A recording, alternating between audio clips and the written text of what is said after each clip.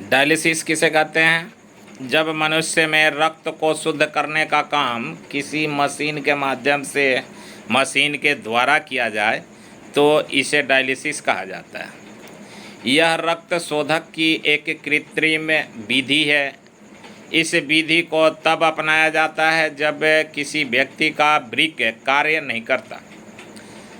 वैसे तो हमारे शरीर में सभी मशीनें काम करने की क्षमता रखती हैं, सभी मशीन ठीक होती हैं जब तक काम करती हैं, और जब हमारे शरीर में खून को साफ करने की प्रक्रिया, हमारे शरीर की मशीन काम करना बंद कर देती है, उस समय डायलिसिस के माध्यम से यह खून को यानी रक्त को शोधन की एक कृत्रिम विधि है जो खून को साफ करता है।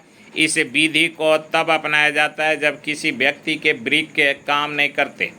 जब उसकी व्यक्ति के वृक्क काम नहीं करते तो ये मशीन के माध्यम से डायलिसिस होता है। जब तक हमारे शरीर का वृक्क काम करते रहता है तब तक हमें मशीन की आवश्यकता नहीं होती, और जब मशीन से काम किया जाता है, डायलिसिस किया जाता है, इसका मतलब है कि उसका वृक्क फेल हो चुका है, और वृक्क जब फेल हो जाएगा जब ही डायलिसिस मशीन से डायलिसिस कराया जाता है।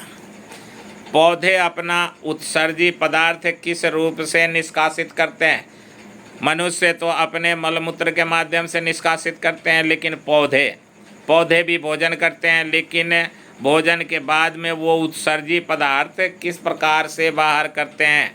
पौधे अपना उत्सर्जी पदार्थ छाल, टेनिस, रेजिन और गोंद एवं लेटेक्स के माध्यम से विकसित होकर करते हैं और उसका निष्कासित करते हैं।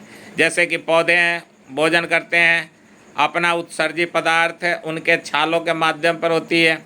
छाल होते हैं उनके यानी कवर, पौधे के कवर। जब कवर के ऊपर तुमने देखा होगा कभी कभी कि उसके ऊपर किसी प्रकार का गोंद, चिपचिपा पदार्थ निकल जाता है, बाहर निकल जाता है, ये पौधे का अवशिष्ट पदार्थ है, उत्सर्जी पदार्थ है।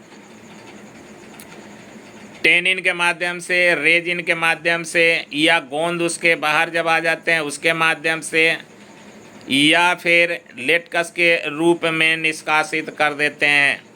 पौधे में उत्सर्जन कैसे होता है? अब पौधे जो हैं वो अपना उत्सर्जन कैसे कर पाएंगे, कैसे होता है? पौधों में उत्सर्जन के लिए कोई विशेष अंग नहीं होती, क्योंकि पौधे में टहनियाँ, पत्ते, डाल यही सब होते हैं, और इसके अलावा और उत्सर्जन करने की कोई विशेष अंग नहीं होती। पौधे अपना उत्सर्जी पदार्थ पत्तियों के माध्यम से, छालों के माध्यम से, फलों के माध्यम से, बीजों के माध्यम से शरीर से निष्कासित कर देते हैं। यानी पौधों में जब फूल लगता है, फल लगता है, उनके कवर होती है, छाल होते हैं, तो उनके ऊपर से जो गोंद निकलता है या फलों में जो बीज बनते हैं तो इनके माध्यम से निकल पाता है। जब जितना ज़्यादा फल देगा वो उतना उत्सर्जित पदार्थ बाहर कर पाएगा। तो इस प्रकार से पौधों में उत्सर्जन होता है और पौधे अपना उत्सर्जन करते हैं।